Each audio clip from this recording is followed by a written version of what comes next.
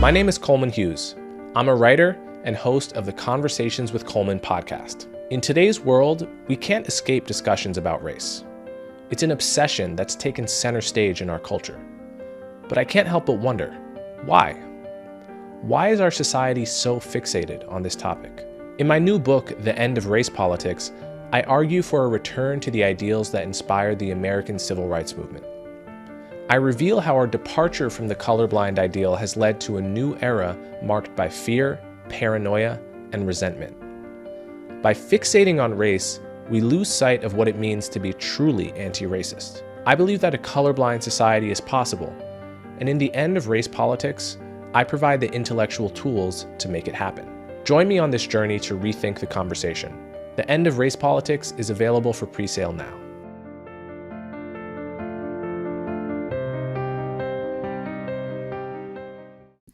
Welcome to another episode of Conversations with Coleman. My guest today is Munira Mirza. Munira Mirza is a British public policy analyst and cultural commentator. She served as the Deputy Mayor for Education and Culture of London under Boris Johnson when he was mayor, and later served as director of the Number 10 Policy Unit under Johnson when he was Prime Minister. In this episode, we talk about Munira's early days as a Marxist, her interest in art and museums, her views on Brexit, her views on multiculturalism in the UK, the Israel-Hamas war and Jihadism in general, and much more. So without further ado, Munira Mirza. Okay, Munira Mirza, thanks so much for coming on my show. Thanks for inviting me. So I guess we met at the conference in January, right? That must have been the first time we met. I'd been aware of you before that, but we had a great conference that I would describe as kind of comparing notes and visions about race and inequality and our conversation about race across the pond in America versus the UK. And there were some very interesting similarities, very interesting differences, interesting synergies between people like myself, Thomas Chatterton-Williams, John McWhorter, and Glenn Lowry, who my whole audience will be aware of them as and Camille Foster, American commentators on American race obsession and so forth, and people like yourself, Inaya Folarin Iman, who I had on my show, Aisha Akambi, who I've had on my show, Africa Brooke, and so forth. Maybe start there. Like, what was your view of that conference? How'd you feel about it, and what'd you come away with? It was such a great event. And I remember, because I first started thinking about it when I left government, and I had been originally inspired to do it by reading about a similar conference that had taken place in America, actually, I think in the 1980s, and it was a group of African-American conservatives who organized a private discussion amongst themselves about the meaning of race and race politics in the US. And then later on, I think it was possibly a year or 2 years ago, there was a kind of follow-up version of that conference, which Glenn and a few others were involved in. And I thought it'd be great to do something like that in the UK. And I got talking to Inaya, and you know, we invited you and John and Glenn. And I originally thought when we invited you that you guys are so busy and you're so big in America and you all talk to each other, and why would you come over to little old England, and you know, we're just a tiny island. And what was really gratifying was that when you came, how much you guys seemed to enjoy it as well. Oh, we loved it. Because I think what we discovered is, there are lots of people out there who share our views on race politics and who perhaps don't have a space or a place they can talk about it in their normal daily life. So just coming together and being open and honest and talking through some of these issues was great. But also just that what we have in the UK, we are quite different, but there are lots of similarities as well. And we have a lot to learn from each other. And actually, we in the UK have a chance to influence the discussion as well. It's not all that we're not only downstream from the US. And sometimes the debate about race in the UK feels a little bit like it's just imported, and we're being kind of hit by this tsunami of kind of racial identity politics. And I think we actually realized in that event that actually we can take part in this conversation. It is a global conversation, right. And we've got the right people in the room. And it was fantastic that you could come. Yeah, no, I don't think we viewed it as a small side quest at all. It was like a highlight, very much. I could speak for myself, at least. Let's talk a little bit about your path here. You have a very interesting backstory, based on where you were born and your parents' story as immigrants, and how you're seen as you're talked about in the media as an unconventional Tory, right? Someone with not the stereotypical background of a Tory. Can you talk a little bit about your upbringing, and whatever way in which you connect your upbringing to who you've ended up becoming and what you've ended up standing for as an adult? Yeah. So in terms of my politics today, actually, I perhaps like lots of people find it difficult to think what label do I have? Where do I see myself politically? And I think I've always talked about myself or thought about myself more as a liberal than attached to a political party, although obviously I work for a Conservative government. But my journey politically has been quite an unusual one. I started off very much on the left, and over time, just by things that I've read and people I've met, my politics has evolved. And, the things that have been constant, I guess, are an interest in questions of freedom, questions of culture, and the extent to which we see each other as individuals, and the importance of the individual in politics is, for me, always been a fairly constant thing, despite my changing views on lots of other things and policy issues. I started off, I'm the child of immigrants from Pakistan. I grew up in a town called Oldham in the north of England, which is one of the former mill towns of the country. It's a kind of old industrial area, now deindustrialized, quite deprived, and has a large immigrant population, large Pakistani population. So I grew up with race and racial division being just a kind of normal fact of daily life. And on some level, I'm sure that has been one of the things that's driven me to be interested in this area, because it's something that I've experienced and seen, and I've always been interested in it. It's not the only thing I've been interested in. I have, in politics and in my work in government, I've had lots of other areas that I've been passionate about. But race has been something that just from a very young age I was very conscious of. And I did well in school. I went to a comprehensive school. Then I went to Oxford University and studied English literature. And that's when I became interested in politics and ideas. And when I got to my 20s, I was meeting lots of people, mostly from the left, because I didn't know many conservatives in those days. But I was interested in particularly the relationship between culture and politics. And I did a PhD. I studied and researched the whole area of multiculturalism. And over time just became more skeptical of identity politics and multiculturalism as an idea in Britain, and the impact of these ways of thinking on ethnic minorities. And I guess, in my mind, I thought, the left-wing ideals of treating people equally in law, of not discriminating on the basis of colour, recognizing fairness and colorblindness, and these ideas, which I had always thought of as being actually quite left-wing ideas. What I realized was that the left had largely abandoned them in favor of this new kind of identity politics. And I had probably a fairer hearing from people on the right. And so my political trajectory, the people that I ended up over time getting to know and become familiar with, were on the right. Although, saying that, the part of the left that I was involved in, the people that I knew, were also on that journey and also becoming quite skeptical about what identity politics was. So is it right that you were a communist at one point? So to clarify, there was an organization in the 1970s and 80s, the Revolutionary Communist Party.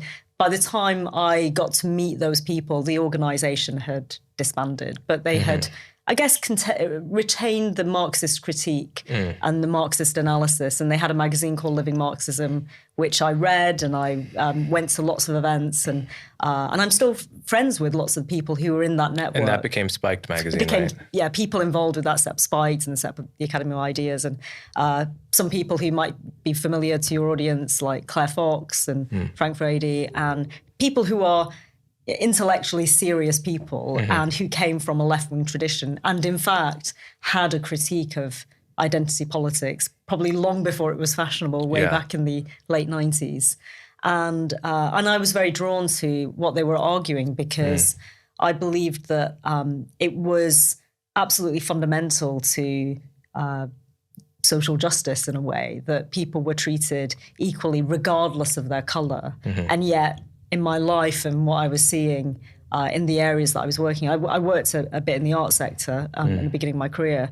And I thought it was strange that people who were supposedly progressive and left-wing were quite comfortable with the idea of almost stereotyping people according to their skin colour and their ethnic background. So yeah, my kind of my involvement in left-wing politics was slightly unusual, but I was interested in ideas, and I was interested in an intellectual perspective on things. And but over time, my political journey has been, like I said, quite unusual, and I've moved more towards a kind of liberal worldview. I found some of the most interesting people tend to be former Marxists. In fact, if you go on Wikipedia and just type in former Marxists, you will get like literally over 100 of some of the most interesting intellectuals from the 20th and 21st century. People like Thomas Sowell, Eugene Genovese, the great historian of slavery. Just tons. Marxism just generated tons of, interesting individuals that then left Marxism. What's interesting is you don't really find the reverse. You don't find too many people that become Marxists in their 40s, right? And that's interesting to me. Like, why is it the case that you see a one-way path from out of Marxism among very interesting and intelligent people, but not the reverse? Yeah, well, it's something that has something to do with history as well. The Cold War ended, and many people who believed there was an alternative to capitalism, that option seemed very closed. And in fact, it turns out that the majority of the public were not interested in that alternative either. I think what my early political life did for me was it forced me to read, and it forced me to take seriously analyses of society, which was more than just surface deep. And that's what, and I still would recommend to people interested in politics to read Marx, because the Marxist analysis is helpful in some ways. I wouldn't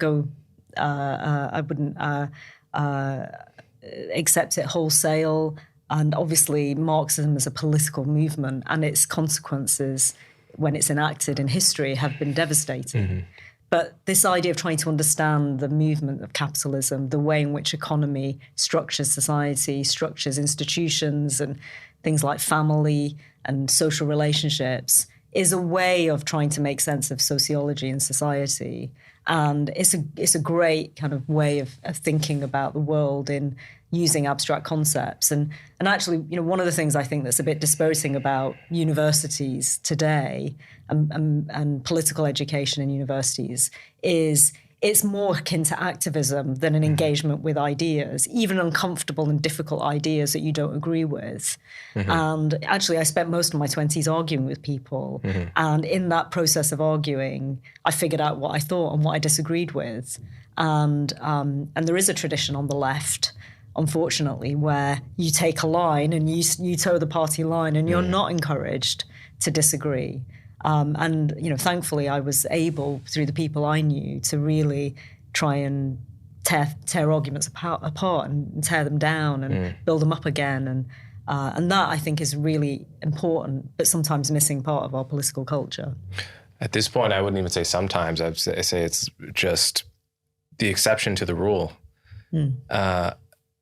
I certainly had that experience at Columbia. So to kind of mirror your experience, I grew up in a multiracial, unusually diverse town, and we celebrated Martin Luther King Day and we listened to the I Have a Dream speech.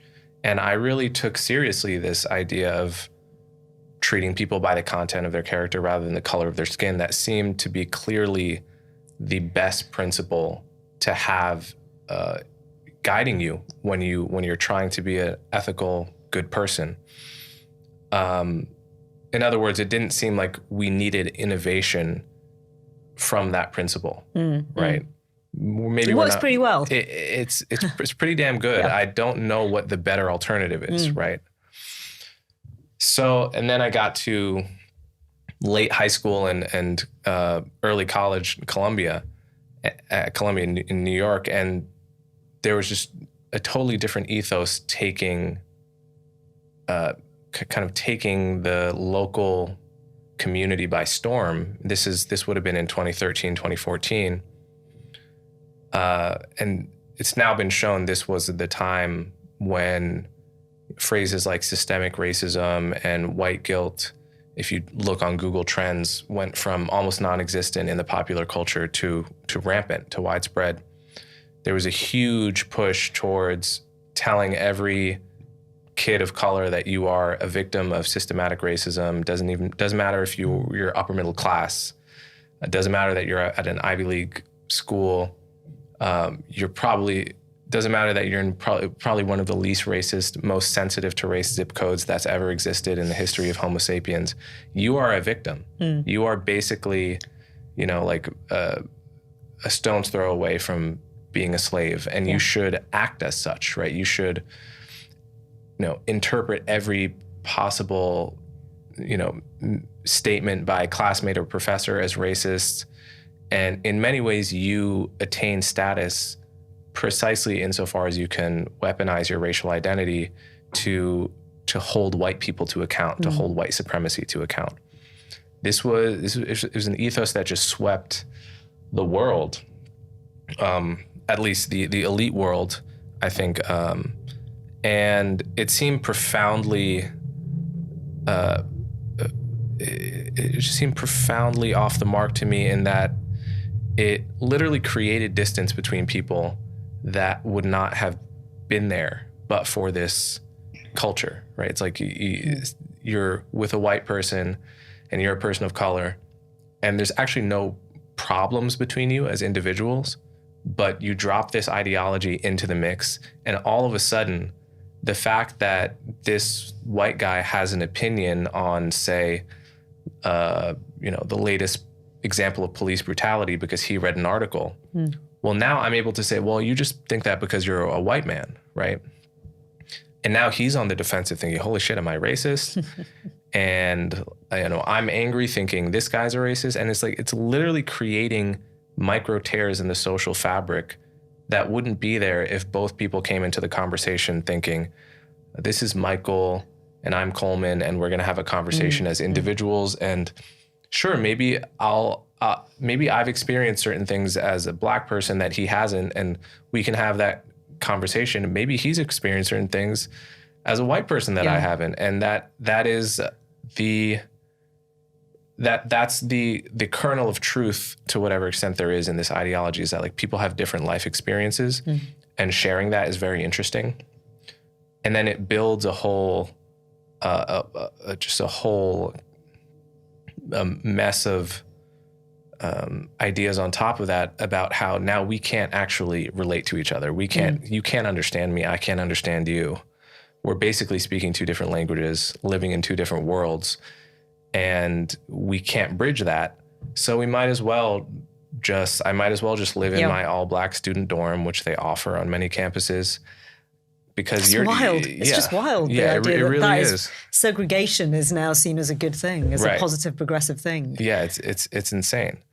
And in fact, this is a little known fact. The Kenneth Clark, who is a famous researcher that did the famous doll experiment in Brown versus Board, which was used to suggest that segregation damaged black kids' self-esteem. And he became a bit of a celebrity academic, at the time, and is a hero of the civil rights movement as a result. when in 1970, he was on the board of Antioch College, and they started segregating, they started offering segregated dorms. He wrote a piece saying, this is exactly what I fought against in Brown versus Board. And he resigned from the board of the college saying, I literally fought more than anyone, literally, against segregation in schools. I was the star witness of Brown versus Board of Education to fight this. And now you're doing it with a different rationale, but it's the same thing.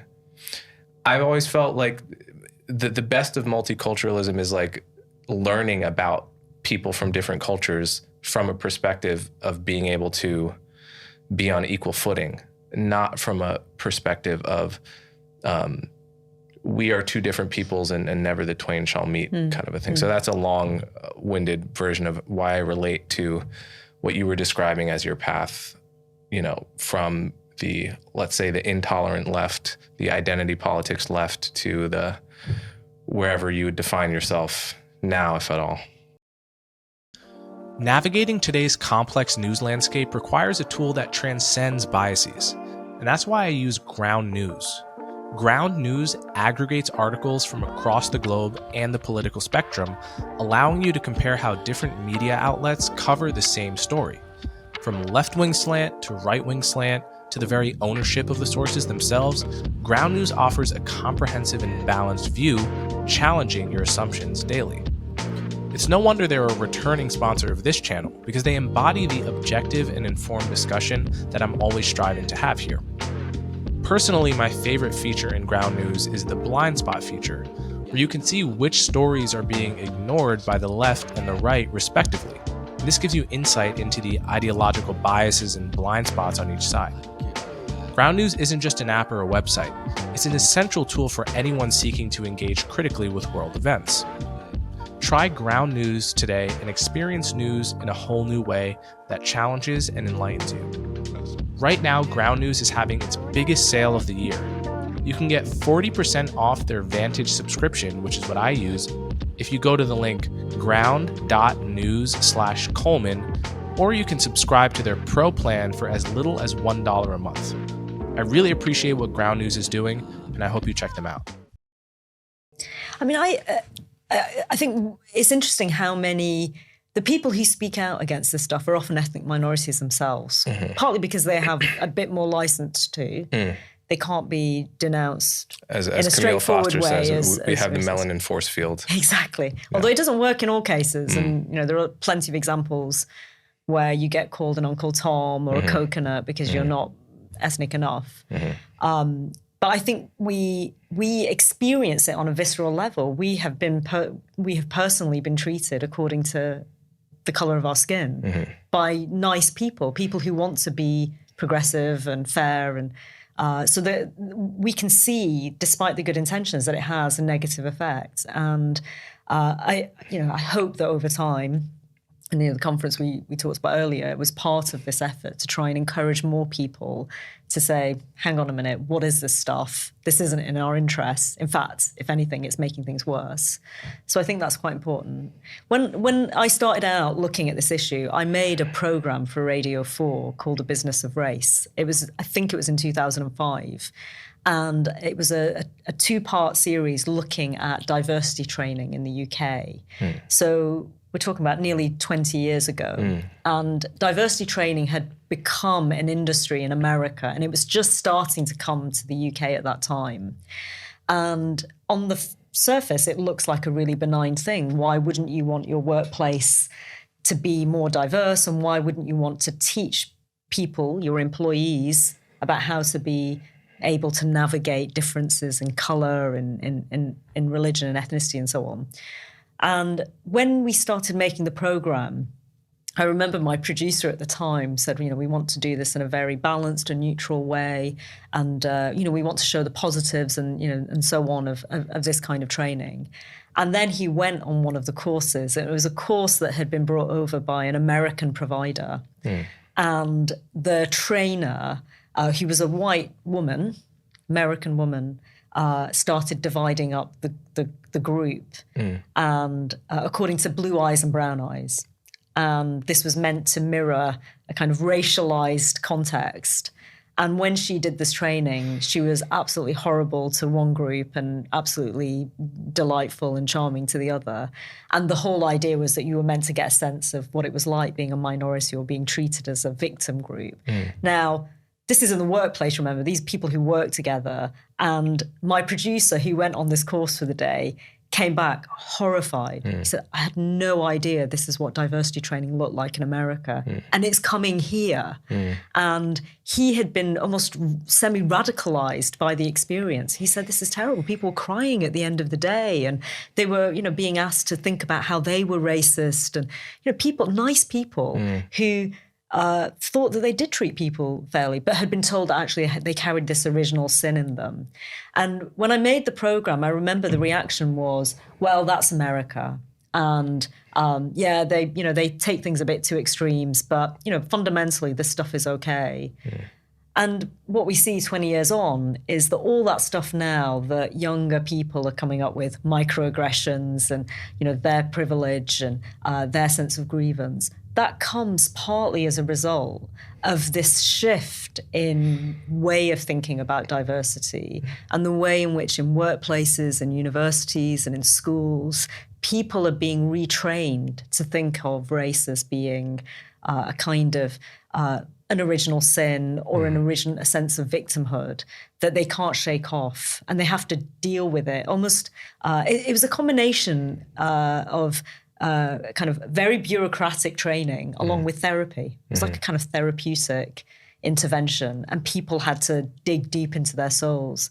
I know John McWhorter talks about the new kind of anti-racism becoming racism as a kind of religion, a woke religion, which I think is a good characterization of it. But it's also this weird kind of self-help, therapeutic kind of language that you see in race, where you can never fix the social problems. All you can do is change your mindset and feel guilty or feel oppressed. And you have to deal with that emotion. And that's the sort of over 20 years. It's been a long gestation, but we're seeing the results of it. But back in 2005, it was still a fairly new thing. And we didn't see, most people couldn't see what it was. And we're buying in this training. Right. And now it's just, you see it in all sorts of workplaces. I That's mean, not amazing. Always to that extreme, but, the kind of the kernel in it is there often. Right. Yeah, it's interesting that it was there as far back as 2005. We saw an explosion of that. I think to some extent it's beginning to wane from a peak.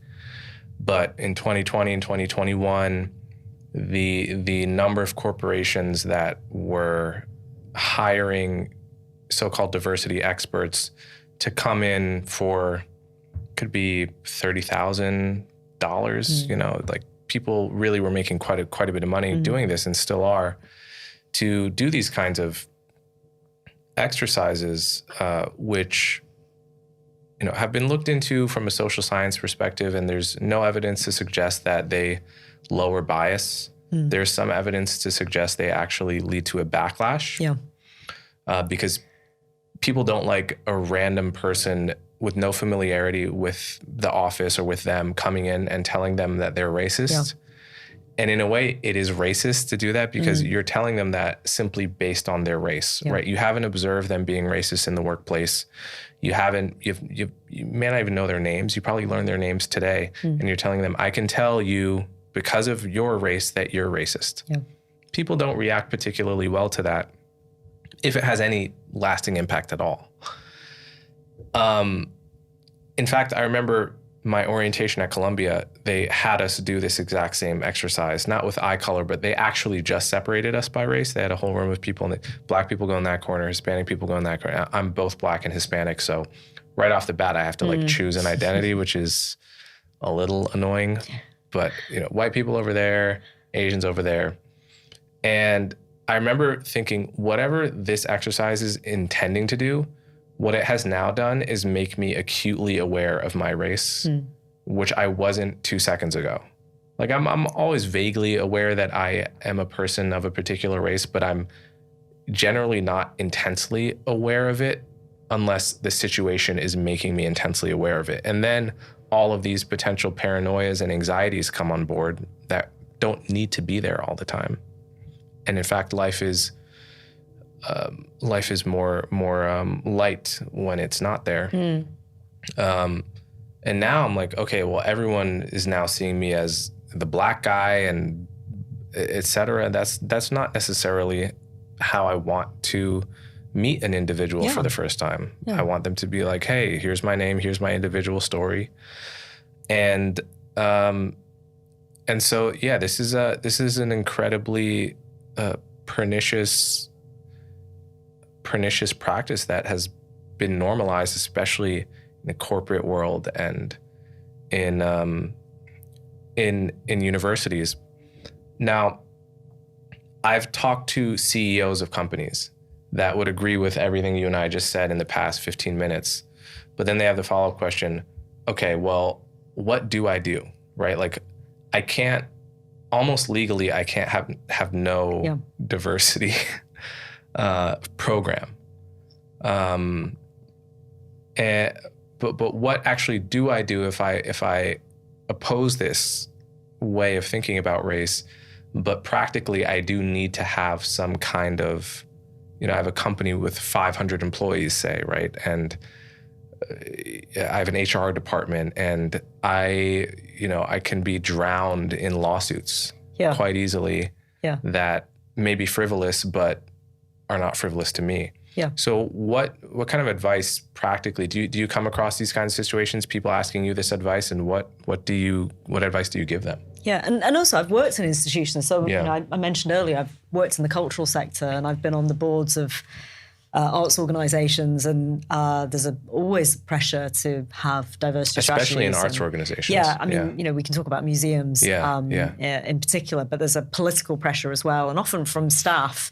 We must do something about. There are disparities in the cultural sector in terms of recruitment, in terms of the artists that they show, and as you said, there is a bureaucracy and a legal framework now in the UK and the US. Which has essentially laid down the law on what businesses and organisations must do. And it creates the possibility of them being challenged, getting lawsuits. And that risk, that fear, overrides everything else. So it overrides common sense sometimes. So, there are plenty of organisations that might well not have high recruitment of a particular ethnic group, but there could be all sorts of reasons for that. So in the arts sector, it's not a very well-paid sector. And for a lot of aspirational immigrant families, African, Caribbean, British Asian, they want their kids to go into high-paid professions like medicine and law and accountancy. Right. And those parental expectations influence career choices. So it's not surprising to me that lots of those people, or aspirational white working class people, do not go and work in a museum for the minimum wage. The first question from your Nigerian parents is going to be, how are you going to make money doing that? Yeah. Since you're 8 years old. Yeah, it's not to say that there aren't people from those backgrounds. I went and worked in the art sector, but it's, that is a barrier. That's a factor. And in fact, when I was I think around mid-2000s, I published a report by an artist curator who was a black woman, very brilliant curator and writer. And she said, look, I'm kind of fed up of all these diversity schemes for black artists that focus on our skin color and almost ghettoize us into this separate box. When the real problem, if you want to get work as a curator, is you have to do all these unpaid internships. And how the hell are we supposed to live if you can't afford to pay your rent? And so if you're from a poor background, and most ethnic groups in Britain are immigrants, therefore they are generally more financially disadvantaged than the white majority. That's the thing you want to solve. And, I produced some work and actually we helped change the debate around unpaid internships. So we have fewer of those now, if any, in the cultural sector in the UK. And that's the sort of, that's where the Marxist critique is helpful, looking at the structural reasons why there are these disparities and trying to remove them. But just talking about white institutions being racist misses the point often. And it does that thing of blaming a sort of a so-called oppressive class for their attitudes and their values, and assumes that they want to treat people badly, rather than looking, what's going on here? Why would this group not go into the art sector rather than this other highly paid profession? And it's just often it's a quite lazy assumption that it's racism that's the reason. So I think, the cultural sector is a good example of that. Your question about what do I tell CEOs to do? Personally, I think HR departments are part of the problem because they are almost set up to create processes and procedures and rules that try to minimize lawsuits, but they often formalize what should be informal relationships, even in a workplace. You need people to be able to develop informal connections with each other, to have conversations. And sometimes HR departments are worrying so much about the risk of things going wrong that they clamp down on that very informal socialization that needs to take place. And it happens in universities and schools as well. So defund HR is the solution. Yeah, that can be the new call of the true anti-racist, defund the HR departments.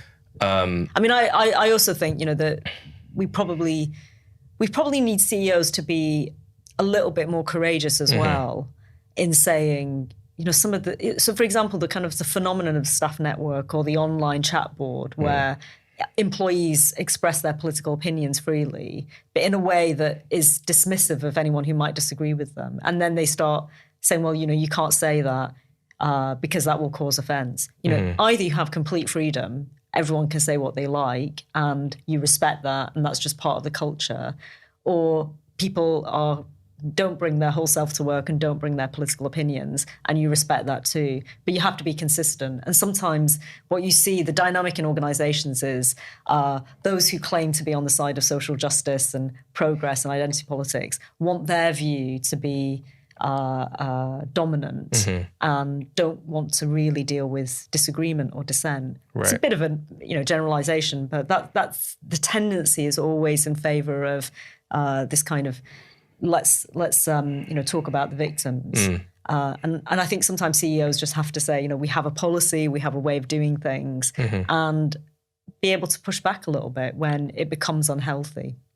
The CEO of Coinbase kind of famously did this during 2020. I think David Sachs of the All In podcast, the VC guy, he had a great description of it where he was like, CEO of Coinbase basically said, our mission here, we have a mission here.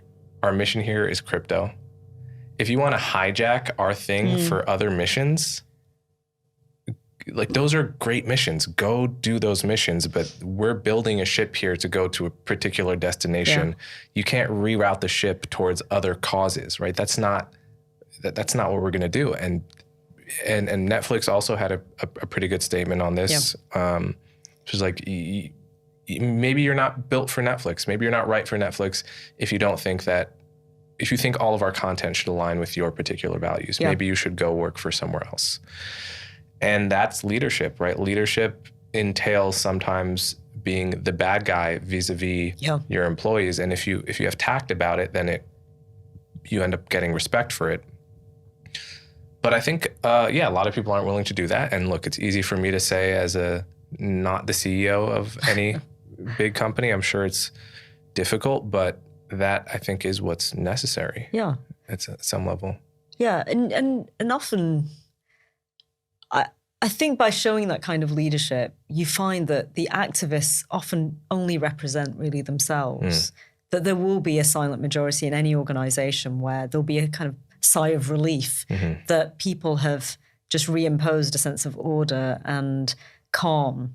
Because what I think does happen is that the activists are kind of given a bit of a free run, and they're allowed to say, well, my view is right and no one can disagree with me. And everyone's slightly terrified to push back.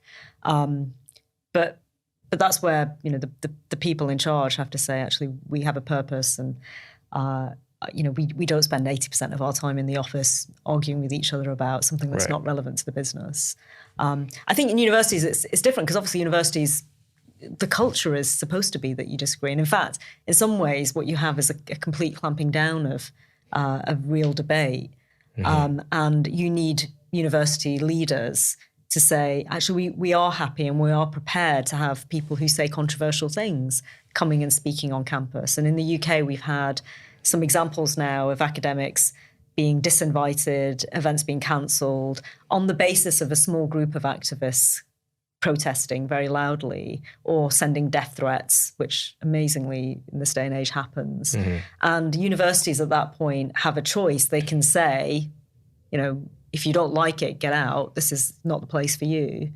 Or they can capitulate. And in a few cases, they have capitulated. And, there has been a backlash against that because I think, if you're saying as an institution, as a university, there are some speakers that might cause offence, we don't want to allow that, then students get emboldened with the idea that they can just shut down an opinion they don't like.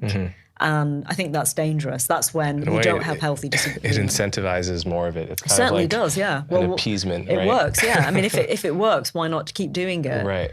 And now you have in universities, and I know this because my organisation sometimes organises events with universities, and I used to work in one. There is a culture of risk assessment forms, and you have to think about who might turn up and protest. Is there a risk to the reputation of the university? And what is probably some quite sensible questions becomes this culture of inhibition. Like people think, well, maybe I don't need to do this event if it's going to cause some controversy, and I have to pay for security, and that the risk is that it ends up becoming in the UK a bit more, as I think it is in America, where it's just really hard to have difficult disagreements.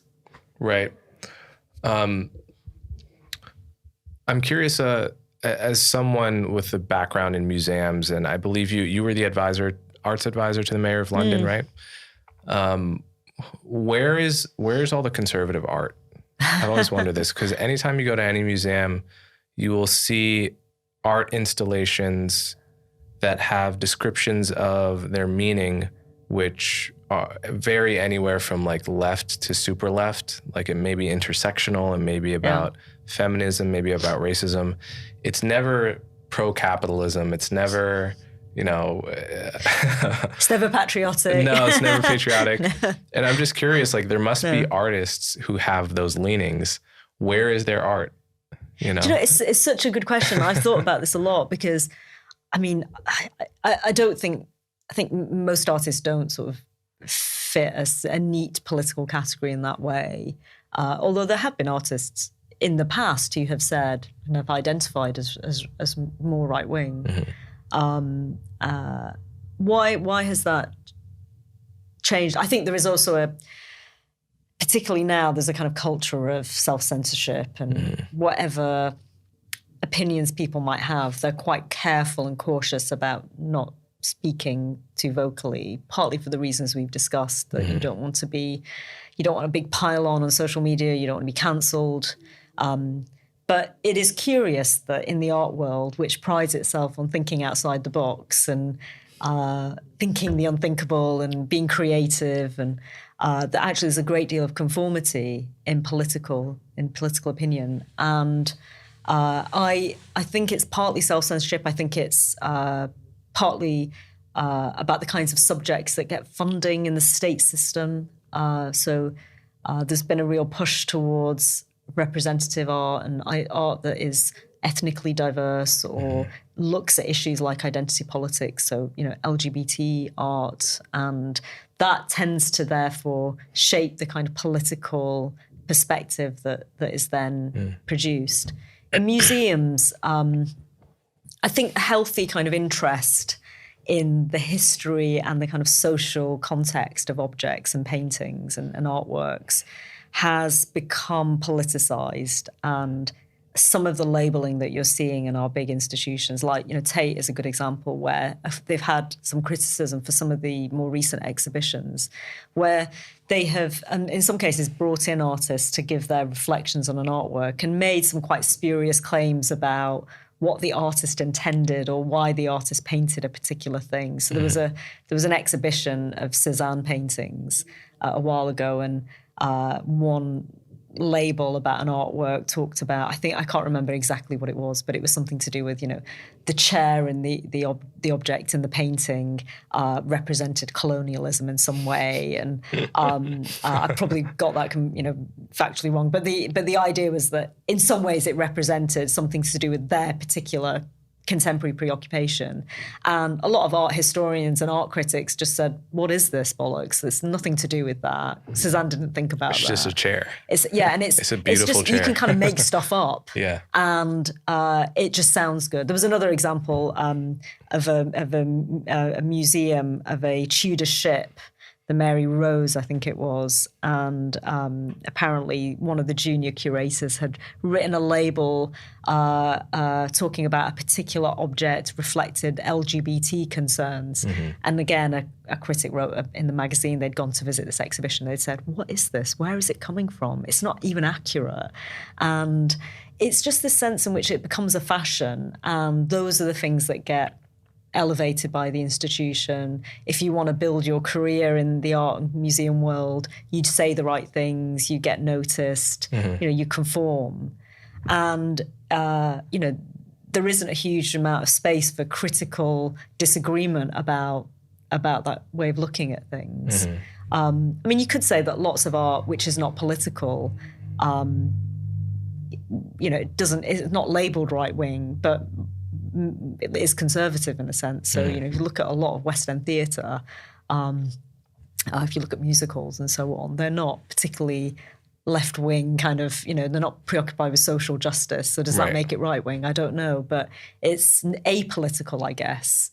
And so you either have quite apolitical work, which is just about the human condition, and then you have stuff which is more obviously political.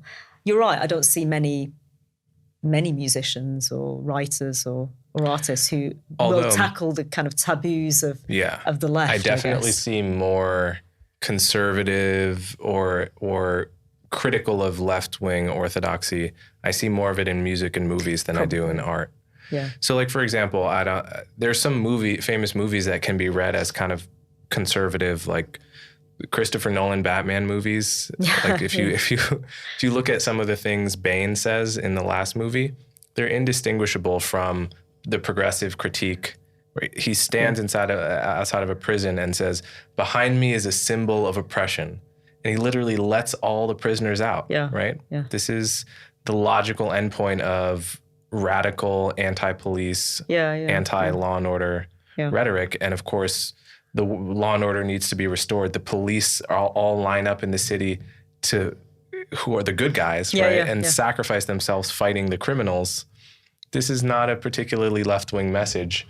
So you can read a lot of other things as kind of conservative, but I've yet to see the description beside a painting at any museum I've ever been to that is like, this painting or this piece extols the virtues of capitalism and innovation. Like, not even one. Yeah. So on movies and music, they are highly commercial, their production, and they're very attuned to what their audiences believe and the values of the audience. And therefore, I think in movies, the cops usually are the good guys because that's how most people still think of the cops, I guess. Even with, all the kind of Black Lives Matter and concerns about racism within the police, there's a sense in which actually the people who are out on the street who are trying to stop crime, they're still good, right? And so I guess and Hollywood's entire history is based on that demarcation of good versus evil. So you need those things, and I guess they're able to respond to what their audience is looking for. Whereas museums in the art world, they often only speak to a small clique. And despite all their desire and claim to want to be inclusive, they often don't really reflect with the interests of their audience. I noticed this actually during the Brexit campaign in 2016, where lots of museums and art galleries produced artwork about the issues coming out of that campaign for the UK to leave the EU. And there were some museums that talked about, in a very positive way, about immigration in the UK. Almost as a kind of way of nudging their public to say, immigration's a good thing. This is not a reason to vote to leave the EU. Therefore, don't vote to leave the EU. And lots of museum leaders signed a letter about why the UK should remain in the EU. And it was interesting because those museums didn't feel that they ought to think about or reflect the other side of the argument. So they weren't a place of debate and discussion, really. They weren't particularly interested in why does the public have an interest in leaving the EU. And it was a bit of a missed opportunity to engage with that section of the public that usually feels disempowered when they go into a museum, doesn't feel that their concerns are listened to. And so, but that's a kind of, I guess that's an elite opinion, which is often in a bubble of its own. And that's what you see sometimes when you see those labels, that there's kind of curators talking to other curators, talking to art critics. And I think they have a less rich understanding of the artworks for that reason. What was your opinion on Brexit at the time of the vote, and what's your opinion now? And are those the same? Yeah, so I supported the campaign to leave, which I can tell you was not a popular opinion in the cultural world, and I still do, because my belief at the time, and still is that remaining part of the EU was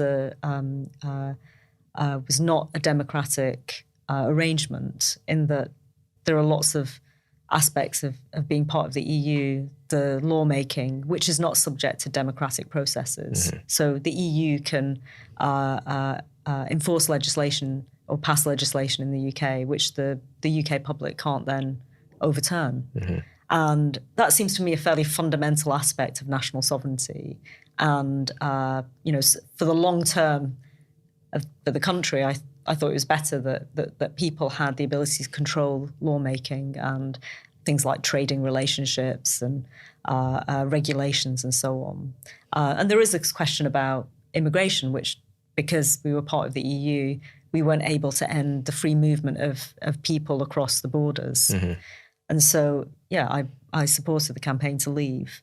I also think there's been a lot of short-term, immediate disruption. I would say the everything that's bad is blamed on Brexit by some people, and obviously we've just been through a major global pandemic. The war in Ukraine has raised the price of energy and other goods, so it's hard to disentangle what's been causing our most recent economic woes. But fundamentally, I think it comes down to democratic sovereignty, and that remains, an issue today.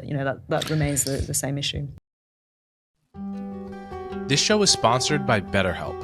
Have you ever found yourself lying awake at night, just trying to fall asleep, but your mind is racing with a million thoughts? It's like you need rest, but your brain just won't cooperate. It's frustrating, right? It's as if we know what's good for us, but there's this mental block that just keeps getting in the way. This happens to me all the time, especially when I'm stressed or overwhelmed. We can be our own worst enemies.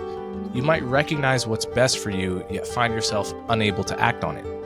That's where therapy can be a game changer. It helps you unravel those mental knots, figuring out what's holding you back so you can start working for yourself, not against yourself. Therapy is not just about tackling major traumas, it's also about learning positive coping skills, setting healthy boundaries, and empowering yourself to be the best version of you. So if you're considering therapy, I recommend checking out BetterHelp. What's great about BetterHelp is that it's completely online. It's designed for convenience and flexibility, fitting perfectly into your schedule, no matter how busy you might be. You start by filling out a brief questionnaire, which helps them match you with a licensed therapist. And the best part? If you feel your therapist isn't quite the right fit, you can switch anytime without any additional charge. It's therapy tailored to your needs and your life. Give it a try and see if it can make a difference. Make your brain your friend with BetterHelp. Visit betterhelp.com/Coleman today to get 10% off your first month. That's BetterHelp, HELP.com/Coleman. It's interesting. I've noticed this tension in America too, where certainly in the past, let's say more than 4 years really, but especially since Donald Trump tried to overturn the election, the left in America has been the left in America has been extolling the virtue of democracy, the sanctity of democracy, how every attack on our democracy is a major threat. But then when so basically democracy equals good, like inherently for the left. At least you would think so based on the utterances being made. But then you talk about the topic of immigration, which in America, the reason immigration has been outside of democratic control is because we don't have an effective border with Mexico. Mm. In Britain, the reason it's been outside of democratic control is because of the EU. You guys have a natural border because you're an island. But in both cases, unique among most major issues, the voters don't decide how many people come to America. That's decided by the state of crises in Central and South America, right? If there's a famine in Guatemala tomorrow, we're getting an influx that we can't stop. And so you would expect the people that like really think democracy is an inherent good and that the people should have control over policy would want a border so that we can, like Canada, choose how many people come here so that it can be responsive to the will of the majority. But I've never heard that argument made, right? It's actually people would prefer it to be outside of democratic control, even though they, in every other case, would extol the virtue of democracy. Now, if you're someone like my previous guest on this podcast, Garrett Jones, who thinks democracy is not always a good thing, and that sometimes it's good for the elites to have control because the elites choose better policies. He wrote a book called 10% Less Democracy. Then, okay, you can have a consistent position. You can be like, okay, I'm an economist. I think actually open borders is like good for the economy and the people on average just like don't understand economics. If that's your view, then at least it's consistent. But it's not really consistent to say that our democracy is under attack. You know, the voter knows best. We need to empower as many people to be able to vote as possible. Need to get rid of driver's license requirements, voter ID, because that's a tiny barrier for some people to vote. But also, voters should not be able to choose who comes to the country. Don't get crazy now. I love democracy when it works in my favor and all the issues I care about are popular. And actually, in the US, I guess Biden is still either building the wall. He's building the wall fully now. It's suspending 25 federal laws to build the wall. There you are. So, for all the controversy about the wall, it's now the Democrat position. Yeah. And I think it's a disingenuous argument, clearly. Lots of people will say that they care about democracy, but on an issue that the publics care about, the tiny issue of who gets into the country, who becomes a citizen. Yeah, and it has, it has serious economic impact as well. So people would like to portray it as simply kind of xenophobia. Oh, they just don't want foreign people. Actually, in the UK, there has been broad support generally for immigration. We've been a very successful multi-ethnic country in that sense. We've not seen, it's been quite a considerable demographic change. So something like nearly 1 in 5 people in the UK now are ethnic minorities, which is a substantial shift over the last 60, 70 years. And it's been done largely without violence. It's not been a major kind of dividing line in the country. I think immigration can be a very good thing for the economy as well. And all modern developed economies need immigration. But it also can have diminishing returns. It can also have different effects on different parts of the population. People who are low-skilled coming in will be competing for work and will be depressing wages for other low-skilled people in the UK. Often, by the way, ethnic minorities who came a generation previously. So those kind of nuances about immigration and the effect that they have, what it does for, if you have lots of low-skilled immigration in the UK, it can be very good at supporting the growth of certain industries, but it also means that businesses are less likely to invest in skills and training of the domestic workforce. It might mean that they invest less in things like robotics and automation because it's always cheaper to hire someone than to buy expensive machinery. So these are all things which an intelligent national conversation about immigration should have. And yet, sometimes, and this happened in the Brexit campaign, it was, well, this side is xenophobic because they don't want immigrants and they're racist. And this is just a desire to return to the British Empire of white superiority. And that was such a ludicrous caricature for lots of the people who were arguing in favour of leaving the EU. And it continues to play out that way amongst some people, that, when you talk about immigration, it's seen as a kind of cultural reaction rather than something considered and thoughtful. We do have very large-scale immigration in the UK right now. There are very good reasons for that, in a sense of, we had after the pandemic, lots of people left the workforce for reasons of ill health, or they just got to a certain age and they decided they wanted to retire early. And we've also taken in very large numbers of people from Hong Kong because of the visa that we offered, and Ukraine and Afghanistan after the conflicts there. So there's been a big increase. There's also been a big increase in workers in the health system.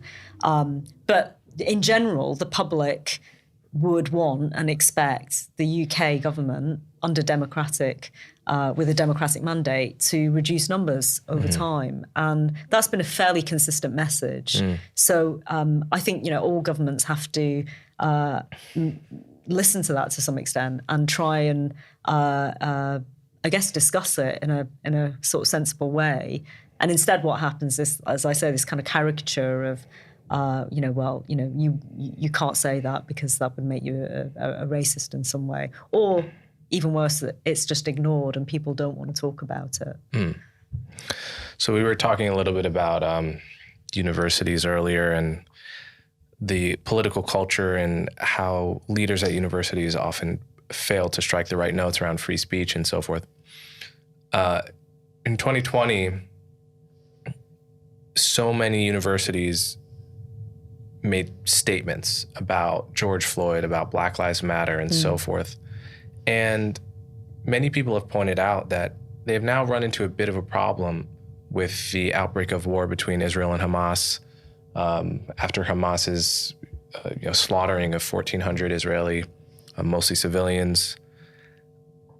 They've backed themselves into something of a corner in America, at least, and I assume in the UK as well, where they're now expected to make statements about any significant global political event. Yeah. Because silence was violence in 2020. So now, if I were Jewish, I could go to my university and say, "You said silence is violence. 1,400 people in Israel were slaughtered mercilessly. You can't stay silent. You have to make a statement." On the other hand, they're going to have lots of pro-Palestinian student groups, faculty that have been hired over the years, that some of which are, almost explicitly pro-Hamas in some cases, that are very much not going to want them to make a pro-Israel statement of any kind, or even a statement of sympathy for Israel. And now what do they do? Right? Do they make the statement that the Jewish student group is going to want them to make, or do they make the statement that the BDS, pro-Palestine students are going to make them want to make it? Or do they say nothing, in which case the Jewish student group is going to very much notice? And in some way, this just shows the bind that the corner they painted themselves into, but also, you actually wrote a piece about Israel-Hamas war and Iran's role in this, and so maybe can you give me a little bit of how you are viewing the conflict right now in general? Yeah, well, on the conflict, one event that was formative in my political thinking was 9/11, as for many people. And then the terrorist bombings in London in 2005, which were on the London transport network. And what was shocking to me at the time was that these were effectively homegrown terrorists, these people who'd grown up in Britain. And the arguments at the time were these are people who've been oppressed, or people who have suffered injustice or don't have education. And actually, when you looked at the background of the London terrorists, that was not the case. They were actually quite educated and had grown up in Britain, had been westernized, actually. And they had been radicalized by an ideology which has swept through large parts of the world and has come to the West, and in some ways is partly a creation of the West, because it goes back to this idea of a kind of grievance narrative. And a large part of radical Islamism is rooted in this idea that Muslims are victimized in the world by the West. It's very different to Islam as a religion, to Muslims. So I grew up in a Muslim household and identify as Muslim culturally, and I'm very proud of that. And it is one of the great faiths of history, and it is practiced peacefully by billions of people around the world. Islamism, the radical form of it, which is highly political and sometimes takes a very violent and extreme form with Hamas and ISIS, is a particularly pernicious and, I would say, evil worldview, which is highly anti-Semitic. It does not allow for tolerance of other religions. And it has, unfortunately, it is the ideology and worldview of Hamas. And I wrote the article because I wanted to point out that people understandably will be sympathetic towards Palestinians, and particularly those suffering in Gaza, because it has been a terrible situation. But the desire to see this amongst Hamas supporters, but also just generally, I think, in the West, and particularly on the political left, as good versus evil. Israel is the oppressor, the Palestinians as the victims, is far too simplistic. And what people often miss is that the funders of Hamas, Iran, but also just generally the countries like the Gulf states that have funded Islamism through mosques and through literature that has spread around the world, those countries are actually quite wealthy. And they've been amassing power, and in the case of Iran, have been oppressing their own people, particularly women. And the kind of left liberals who have been supporting female human rights campaigners in Iran, who are then at the same time supporting Hamas, which has the same ideology, which is just as violent as we've seen, that somehow they have suddenly become heroes of some kind. It's not consistent at all.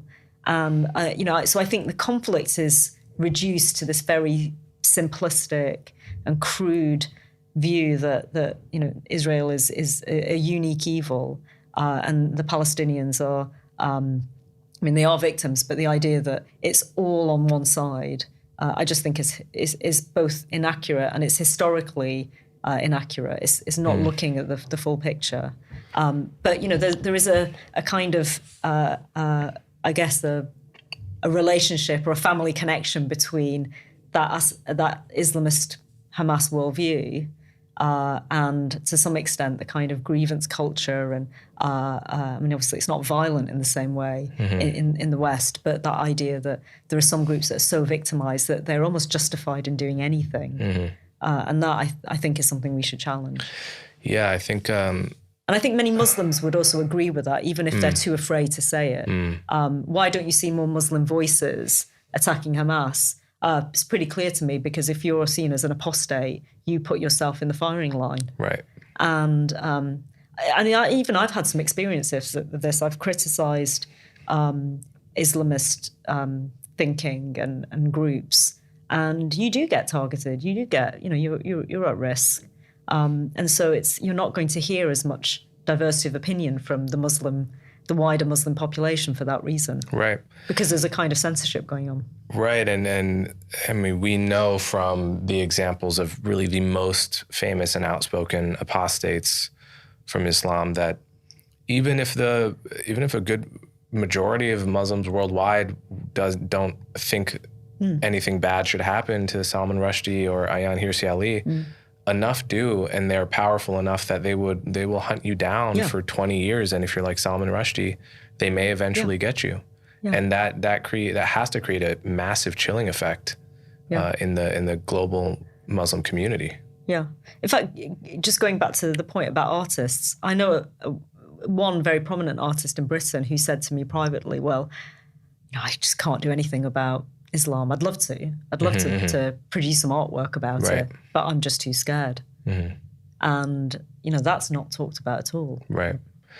Yeah, I think many people have this picture of Hamas as, they're just behaving the way any group would behave if they were freedom fighters fighting for people they perceive as being having been displaced by colonizers, essentially.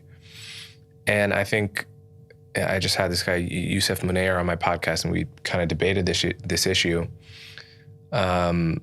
He's saying Hamas is just behaving the way any people would behave. If Brazilians came into historic Palestine and started displacing people, Hamas would be behaving the same way, or any group of people would be fighting in this way.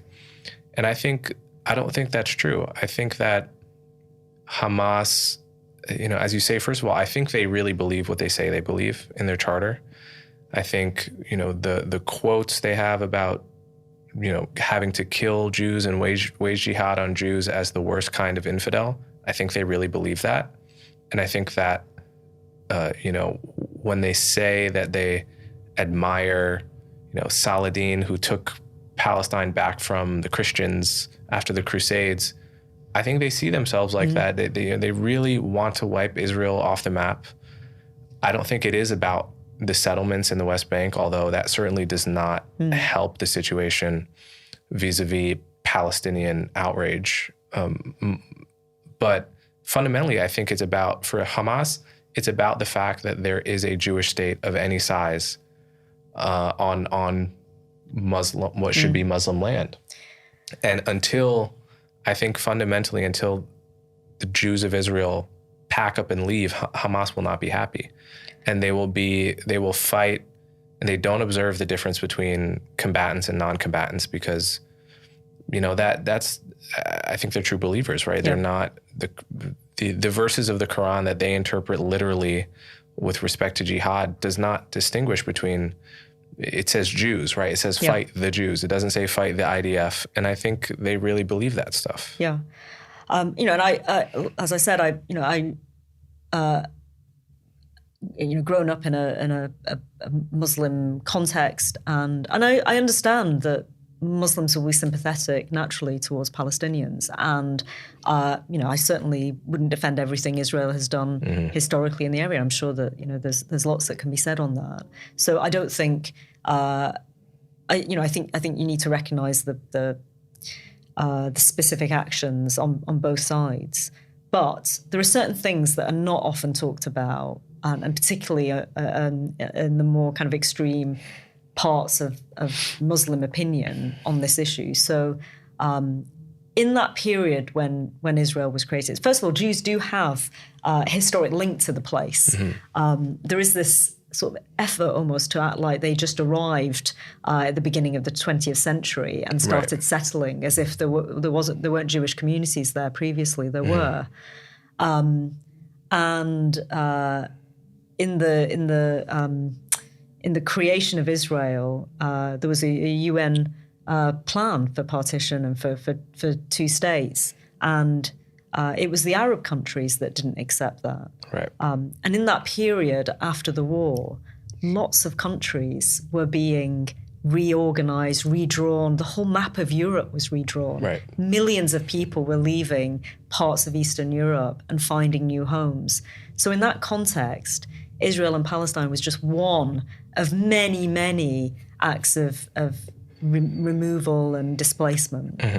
And in fact, interestingly, in America, Zionism was very much a left-wing phenomenon. The left, Martin Luther King was a Zionist, and they believed that it was right that the Jews who had been victims of the Holocaust, who clearly could not return to their homes where they had been, their families had been massacred, needed somewhere to go.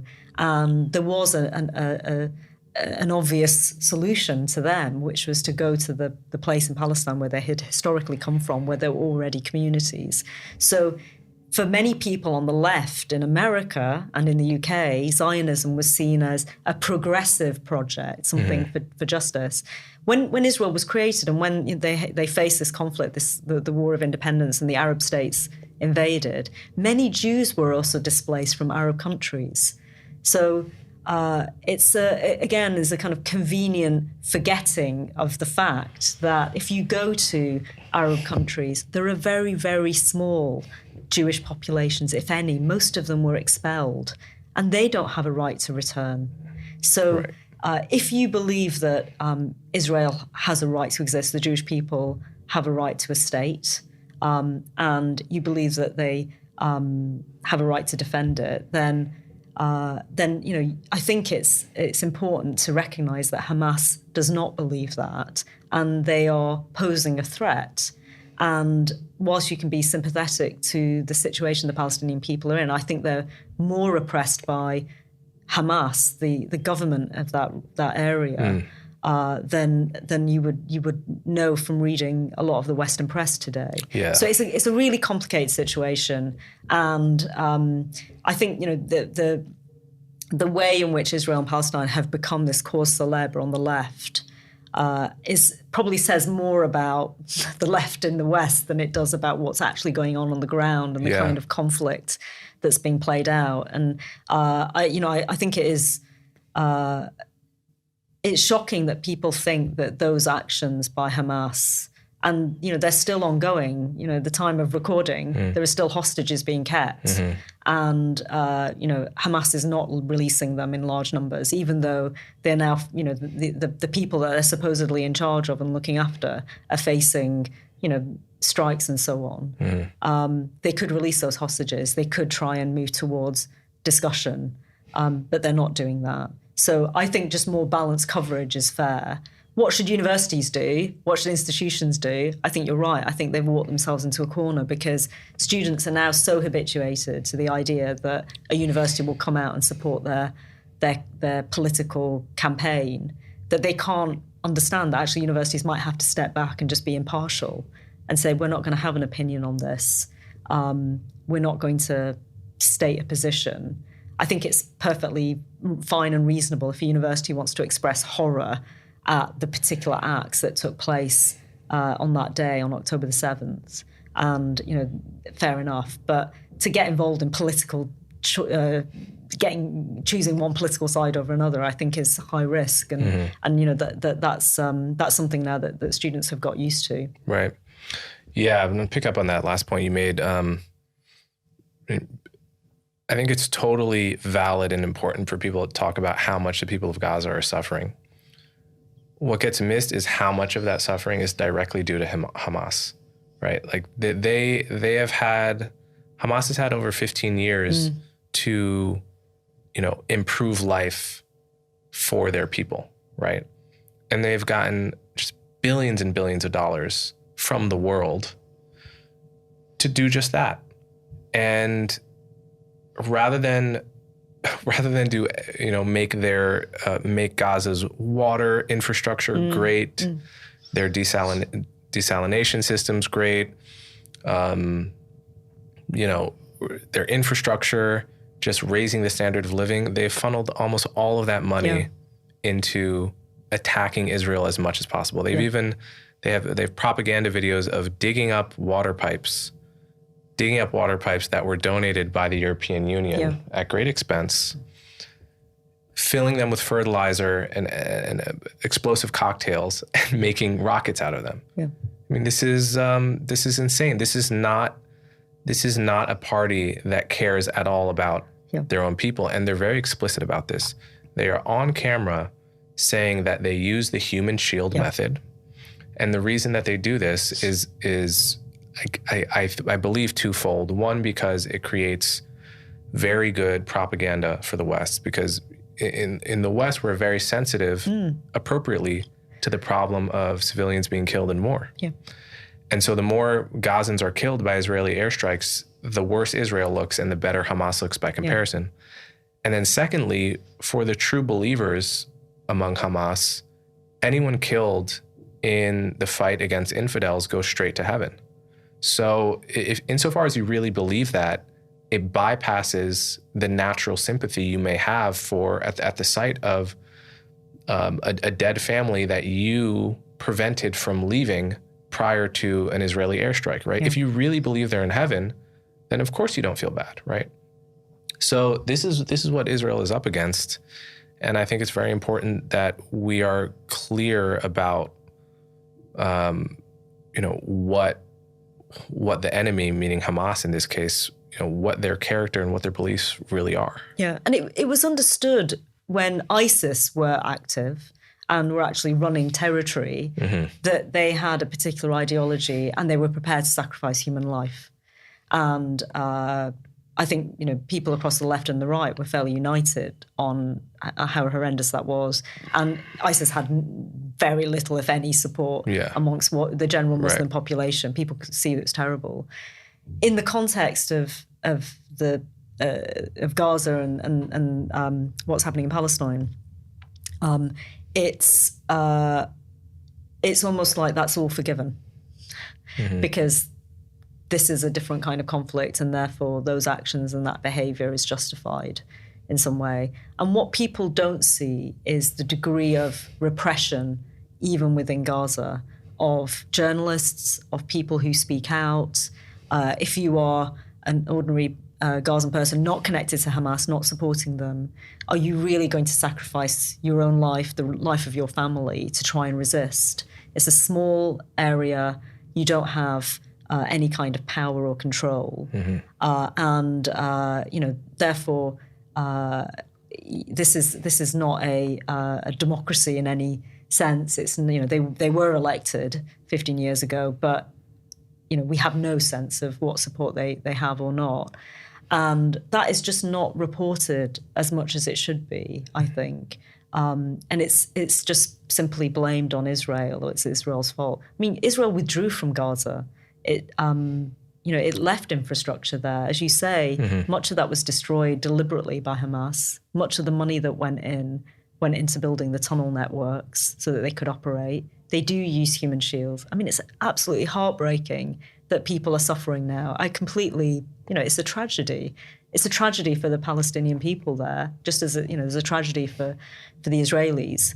But to not see the particular role that Hamas have played in orchestrating that tragedy is a kind of willful blindness, because the facts are obvious to me and to anyone looking at it dispassionately and trying to make sense of it, I think. But Israel-Palestine occupies a particular place in the parts of the left and the parts of the Muslim world where it's become like the one thing that people feel they should have some moral certainty over, and they want a kind of good versus evil story. But as soon as you start looking at the facts, I think it's just very hard to sustain that. Okay, before I let you go, can you talk a little bit about your work at the Civic Center and point my audience in that direction? So Civic Future, which is the charity I set up a year ago. So we're not party political, but we're interested in we're grounded in the values of liberal democracy, which we've talked about a lot today. And our aim is to try and encourage more good people to go into public life and to prepare them for working in roles in government, in representative politics.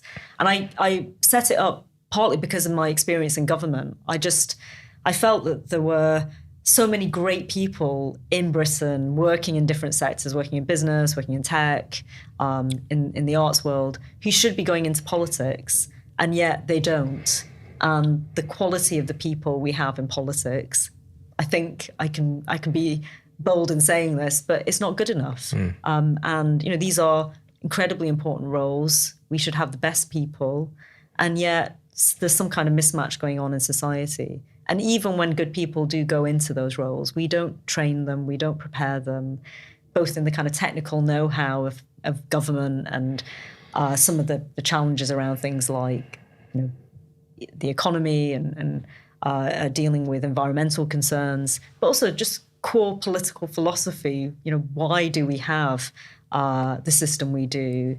What are the dilemmas and challenges around freedom versus equality, individuals and communities? These are the kinds of things that you would want people at the highest level of government to have given some thought to. And yet we're really complacent about preparing people, I think, for those kinds of roles. So we run fellowship programs, we run events, conferences like the one that you came to. We do lots of those. And we're trying to build a network of people who care about politics and who care about these issues and who can come together. And core to our belief is that free speech and freedom of expression and being able to discuss and disagree well is really important in politics. So we're almost trying to avoid the trap that I think a lot of universities have fallen into, which is to sort of police debate and almost allow a degree of censorship. We want to change that, so not so that people can say outrageous things for the sake of it, but that they can explore and test things. And so yeah, we're fairly new, but we're growing. That's awesome. All right, Munira Mirza, thanks so much for coming on my show. Been great. Enjoyed it.